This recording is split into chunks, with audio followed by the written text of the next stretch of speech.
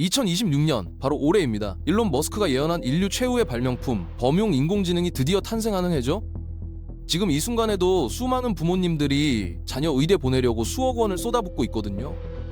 그런데 머스크의 말대로라면 그 돈은 그냥 바다에 버리는 거나 마찬가지입니다. 3년 뒤면 로봇이 인간 의사보다 수술을 훨씬 더 잘한대요. 저축해봤자 의미 없고 부동산도 답이 아니래요. 그럼 대체 어떻게 해야 하냐고요? 오늘 영상 끝까지 보시면 노동이 사라진 세상에서 어떻게 부를 지킬 수 있는지 정확하게 알려드리겠습니다. 얼마 전 머스크가 피터 디아만디스와 나눈 대담 영상이 공개됐는데요. 그 내용이 정말 충격적이었습니다. 그가 단호하게 말했어요. 의대 가지 마세요. 3년이면 로봇이 인간 의사를 압도합니다. 농담이 아니에요. 테슬라의 옵티머스 로봇이 숙련된 외과 의사보다 더 정교하게 메스를 다루게 된다는 겁니다. 0.01mm의 오차도 없이 인간의 장기를 다루는 기계가 나온다는 거예요. 지금 서울 대치동에서 의대반 다니는 고등학생이 있다고 쳐볼게요. 부모님이 초등학교 때부터 쏟아부은 사교육비가 벌써 3억 원이 넘었어요. 밤잠 설쳐가며 공부하는 아이를 보면서 부모님은 생각하죠. 우리 아이 인생은 이제 탄탄대로야. 그 아이가 운 좋게 의대에 붙어서 본과 4년, 인턴 레지던트까지 마치면 2035년쯤 되겠죠. 근데 그때 병원에 가보면요. 수술실 한가운데 서 있는 건 사람이 아니라 로봇이에요. 10년 넘게 쌓아온 그 기술이 저렴한 기계한테 추월당하는 순간을 목격하게 되는 겁니다. 머스크는 더 나아가서 이렇게 진단했습니다. 우리가 지금 특이점, 영어로 싱귤레리티의 한복판에 서 있다고요? 올해 안에 인간의 모든 지적 능력을 추월하는 AGI가 등장하고 그 순간부터 세상의 규칙이 완전히 바뀐다는 겁니다. 지금까지 우리가 믿어왔던 성공 공식이 한순간에 무너지는 거예요. 현금 저축이요? 부동산 투자요? 머스크는 대놓고 이해가 안 된다고 했어요. 왜냐하면 앞으로의 세상은 노동하지 않아도 풍요를 누리는 시대가 되거든요. 그가 말한 보편적 고소득 시대, 이게 강제로 우리 앞에 펼쳐진다는 겁니다. 준비된 사람에겐 천국이지만 기존 방식만 고집하는 사람에겐 잔인한 현실이 될 수 있어요. 그럼 이런 질문이 나올 수밖에 없죠. 그래서 테슬라 사면 되는 거 아니에요? 엔비디아 사면 되잖아요. 솔직히 저도 처음엔 그렇게 생각했어요. AI 시대가 온다니까 AI 관련주를 사면 되는 거 아닌가 싶었거든요. 근데요, 이게 함정입니다. 머스크가 왜 2026년을 그렇게 강조하는지 아세요? 올해가 바로 지능의 밀도가 임계점에 도달하는 해이기 때문이에요. 쉽게 말하면 지능을 팔아서 돈을 버는 비즈니스 모델 자체가 붕괴하기 시작하는 겁니다. 예전에 의사나 변호사가 왜 돈을 많이 벌었는지 생각해보세요. 그들이 가진 전문 지식이 희귀했기 때문이에요. 아무나 가질 수 없는 걸 갖고 있으니까 비싼 값을 받을 수 있었던 거죠. 근데 지금 AI 모델의 학습량이 매년 10배씩 성장하고 있어요. 올해 나온 AI는 이미 웬만한 전문의보다 진단을 더 정확하게 내린다고요. 40대 김 과장님이 계세요. 대기업에서 20년 넘게 회계일을 해왔는데 요즘 신입사원이 AI 툴 돌려서 자기가 이틀 걸릴 일을 2시간 만에 끝내는 걸 봤대요. 야근하면서 엑셀 수천 줄 검토하던 게 일상이었는데 이제 그 시간이 무색해진 거죠. 그 순간 등골이 서늘해졌다고 하더라고요. 자기가 평생 쌓아온 노하우가 클릭 몇 번으로 대체되는 느낌이었다는 거예요. 월급은 그대로인데 자신의 존재 가치가 흔들리기 시작한 거죠. 지능이 공기처럼 흔해지는 세상이 오면요. 지적 노동에 기반한 고소득 전문직의 권위는 무너질 수밖에 없어요. 변호사도 회계사도 의사도 예외가 아니에요. 그래서 특정 기업 하나에 올인하는 건 도박이나 마찬가지입니다. 오늘의 승자가 내일의 패자가 될 수 있는 시대가 온 거예요. 그럼 대체 뭘 사야 하냐고요? 여기서 핵심은요. 특정 회사를 고르는 게 아니에요. 승자가 모여있는 배에 타는 겁니다. 그게 바로 지수 투자예요. 잠깐 2000년대 초반으로 돌아가 볼게요. 그때 핸드폰 시장의 절대 강자가 누구였는지 기억하세요? 노키아였어요. 전 세계 시장 점유율 40%를 찍었던 공룡 기업이었죠. 그때 노키아에 전 재산을 넣었던 사람들이 있었어요. 핸드폰 시대가 온다니까 1등 기업을 사야지라고 생각했던 거죠. 결과가 어떻게 됐는지 아시잖아요. 아이폰이 나오면서 노키아는 순식간에 무너졌어요. 주가는 95% 넘게 폭락했고요. 기술 발전 속도가 너무 빠르면 이런 일이 벌어져요. 오늘의 1등이 내일의 꼴찌가 되는 거예요. AI 시대도 마찬가지입니다. 지금은 엔비디아가 잘 나가지만 3년 뒤에도 그럴 거라는 보장이 어디 있어요? 새로운 칩 아키텍처가 나올 수도 있고 전혀 예상 못한 스타트업이 치고 올라올 수도 있거든요. 그래서 현명한 투자자들은 다르게 접근해요. 승자를 맞추려고 하지 않아요. 대신 승자들이 모여있는 곳에 올라타는 거죠. S&P 500이나 나스닥 100 같은 지수 말이에요. 이 지수들은 알아서 못하는 기업은 퇴출시키고 잘 나가는 기업을 편입시켜요. 노키아가 망하면 노키아는 빠지고 애플이 뜨면 애플이 들어오는 구조인 거예요. 결국 지수에 투자한다는 건요, 개별 기업의 흥망성쇠에 휘둘리지 않겠다는 선언이에요. 어떤 회사가 뜨든지든 상관없이 인류 전체의 혁신이 만들어내는 성장을 내 자산으로 가져오겠다는 전략이죠. 예측이 아니라 소유로 승부하는 겁니다. 자, 이제 2030년으로 가볼게요. 상상이 아니라 시뮬레이션입니다. 김철수 씨 45살이에요. 오늘도 알람 소리가 아니라 잔잔한 피아노 선율에 눈을 떠요. 출근? 안 해요. 아니, 출근이라는 개념 자체가 사라졌거든요.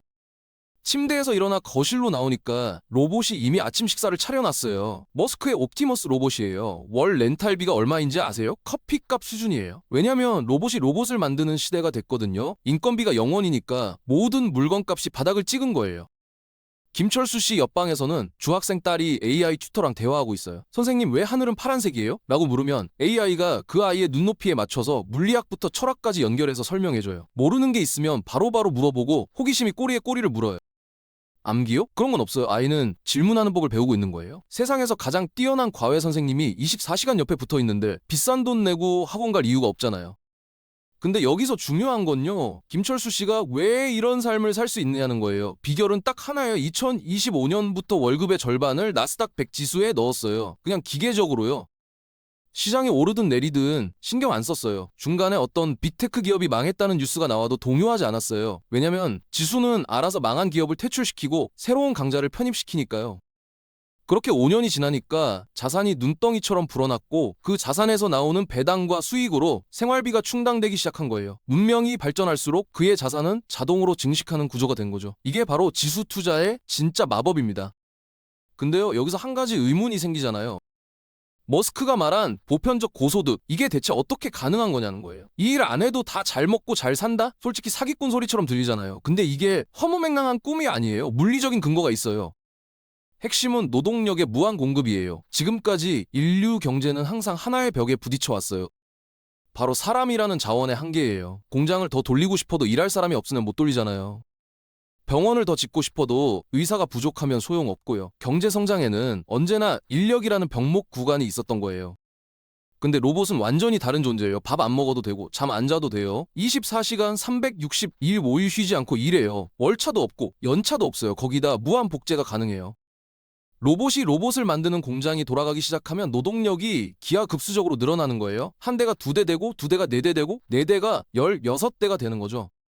경제학에서는 이걸 뭐라고 하냐면요, 생산성의 폭발이라고 해요. 노동력이 무한해지면 만들어내는 것도 무한해지거든요. 세상의 부가 지수함수적으로 급증하기 시작하는 거예요. 파이 자체가 미친 듯이 커지는 상황이 오는 겁니다. 지금 최고의 인재들이 의대 가서 10년 넘게 피땀 흘려 수련받잖아요. 밤새 당직 서고 환자 보면서 기술을 익히죠. 근데 그 기술을요, 3년 뒤에는 저렴한 로봇이 가볍게 추월해버려요. 슬픈 얘기지만 현실이에요. 노동이라는 개념 자체가 증발하기 시작하는 거예요. 누군가에게 공포겠지만 준비된 사람에겐 전례 없는 기회의 시대가 열리는 겁니다. 그 기회를 잡으려면 노동자가 아니라 소유자가 되어야 해요. 그럼 로봇 시대가 온다니까 로봇 회사 주식을 사면 되는 거 아니냐고요. 테슬라나 보스턴 다이나믹스 같은데 몰빵하면 대박 나는 거 아니냐고요. 여기서 역사의 교훈을 하나 들려드릴게요. 100년 전으로 돌아가 볼게요. 1900년대 초반 자동차라는 물건이 세상에 등장했어요. 사람들이 열광했죠. 이거 대박이다. 마차 시대는 끝났다면서요. 그래서 너도 나도 자동차 회사를 차렸어요. 미국에만 자동차 회사가 몇 개였는지 아세요? 한때 3,000개가 넘었어요. 3,000개요. 투자자들은 흥분했죠. 다들 우리 회사가 포드를 이길 거야 라고 외쳤어요. 결과가 어떻게 됐을까요? 지금 살아남은 미국 자동차 회사가 몇 개예요? 손에 꼽아요. 나머지 2,990개 이상은 역사 속으로 사라졌어요. 그 회사들의 전 재산 넣었던 사람들 돈은요? 공중분해됐죠. 자동차 시대가 온 건 맞았어요. 예측이 틀린 게 아니에요. 근데 어떤 회사가 최후의 승자가 될지 맞추는 건 완전히 다른 문제였던 거예요. 로봇 산업도 똑같아요. 지금 전 세계에서 수백 개의 로봇 회사가 난립하고 있거든요. 테슬라의 옵티머스가 표준이 될 수도 있고 중국에서 갑자기 튀어나온 회사가 시장을 먹어버릴 수도 있어요. 아니면 아직 창업도 안 된 스타트업이 판을 뒤집을 수도 있고요. 이걸 맞추는 건 투자가 아니라 도박이에요. 근데요, 확실한 게 하나 있어요. 어떤 로봇이 이기든 인류 전체의 생산성은 폭발한다는 거예요. 그 이익은 로봇을 만드는 회사뿐 아니라 로봇을 써서 인건비를 0으로 줄인 모든 기업으로 흘러 들어가요. 유통, 제조, 서비스 전부 다요. 그 기업들이 다 어디 있냐고요? 지수 안에 있어요. 여기서 많은 분들이 걱정하는 게 있어요. 로봇이 일자리를 다 뺏으면 대실업 시대가 오는 거 아니에요? 당연한 걱정이죠. 근데요, 머스크가 그리는 그림은 정반대예요. 실업의 시대가 아니라 풍요의 시대가 온다는 거예요. 왜냐면요, 로봇이 노동을 대체하면 물건값이 바닥을 찍거든요. 생각해보세요. 공장에서 가장 비싼 게 뭐예요? 인건비잖아요. 사람 월급이 제일 비싸요. 근데 로봇은 월급을 안 받아요. 야근 수당도 없고 퇴직금도 없고 4대 보험도 없어요. 그럼 물건값에서 인건비가 통째로 빠지는 거예요. 남는 건 순수 재료비 뿐이죠. 스마트폰이 10만 원에 나오고 자동차가 500만 원에 나오는 세상이 오는 거예요. 이건요, 정부가 주는 기본소득이랑 완전히 다른 개념이에요. 세금으로 걷어서 나눠주는 그런 게 아니에요. 기술을 가진 기업들의 지분을 통해 받는 기술적 배당이에요. 지수에 투자한 사람들은 이 혁신의 과실을 자동으로 수확하게 되는 구조인 거죠. 근데 여기서 하나 더 생각해야 할 게 있어요. 이 거대한 AI 시스템과 로봇 공장을 돌리려면 뭐가 필요할까요? 에너지예요. 어마어마한 양의 전기가 필요하거든요. 머스크가 왜 태양광이랑 스타쉽에 그렇게 미쳐 있는지 아세요? 바로 이것 때문이에요. 머스크는 이렇게 예언했어요. 미래의 화폐는 결국 와트로 수렴할 거라고요. 에너지가 곧 돈이 되는 시대가 온다는 거예요. 태양광 발전 효율이랑 배터리 기술이 임계점을 넘는 순간요, 에너지는 사실상 무한해지고 가격은 바닥을 찍어요. 그때가 되면 전 세계 모든 산업의 생산 원가가 획기적으로 낮아지는 거예요. 이 에너지 혁명의 수혜자가 되려면 역시 답은 지수입니다. 그럼 에너지가 중요하다니까 태양광 주식을 사면 되는 거 아니냐고요? 아니면 우주 항공 관련주, 수소 에너지? 여기서 또 함정이 있어요. 50대 박 사장님이 계세요. 2020년에 수소 경제가 온다는 뉴스를 보고 수소 관련주에 5천만 원을 넣었어요. 친환경 시대가 오니까 수소가 답이다 라고 확신했거든요. 근데 3년이 지나니까 배터리 기술이 급성장하면서 수소차는 애매해졌어요. 주가는 반토막이 났고 박 사장님은 아직도 물려있어요.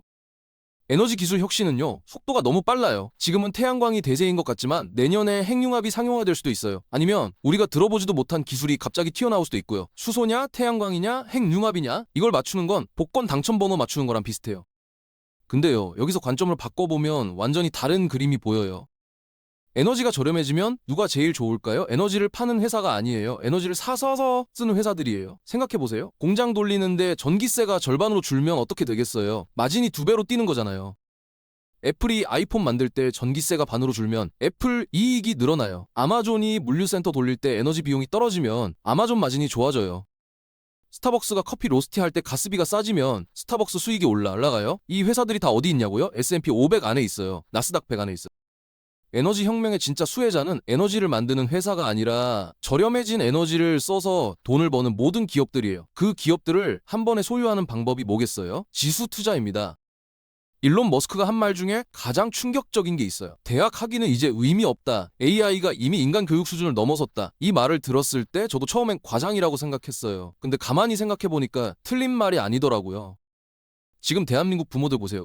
의대 보내려고 난리잖아요. 초등학교 때부터 영재원, 과학고, 의대반, 사교육비로만 월 200만 원씩 쓰는 집이 수두룩해요. 아이는 새벽까지 학원에서 문제 풀고 부모는 허리띠 졸라매면서 등록금 마련하고요. 그렇게 10년 넘게 쏟아부으면 총액이 얼마예요? 2억에서 3억은 기본으로 들어가요. 근데 그 아이가 받게 될 졸업장이요, 10년 뒤엔 어떤 가치를 가질까요? AI로 대체된 직업의 입장권일 뿐이에요. 침몰하는 배의 1등석 티켓을 사기 위해 전 재산을 거는 거랑 뭐가 달라요? 타이타닉호에서 제일 좋은 방을 잡았다고 살아남는 게 아니잖아요. 이미 세상이 바뀌고 있어요. 스마트폰 하나만 있으면 누구나 최고 수준의 AI 튜터를 가질 수 있거든요. 하버드 교수보다 잘 가르치는 AI가 무료로 24시간 대기하고 있는데 비싼 돈 내고 인간 과외 선생님 찾을 이유가 있어요? 지능이 민주화되는 시대에 학위는 더 이상 돈을 벌어다 주는 라이선스가 아니에요. 그래서 저는 이렇게 생각해요. 월 200만 원 사교육비를 학원에 갖다 바치지 마세요. 그 돈을 자녀 명의의 지수계좌에 넣으세요.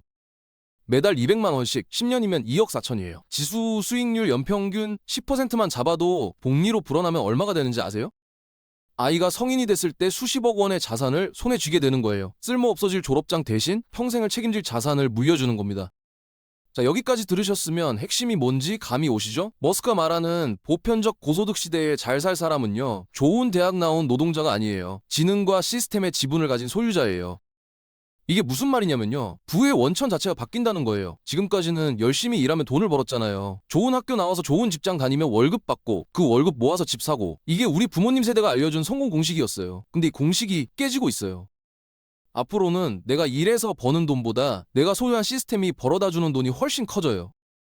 로봇이 24시간 일하고 AI가 쉬지 않고 가치를 만들어내는 세상에서는요, 그 시스템의 지분을 가진 사람이 부자가 되는 거예요. 아무리 똑똑한 사람도 로봇 100대를 이길 수 없잖아요.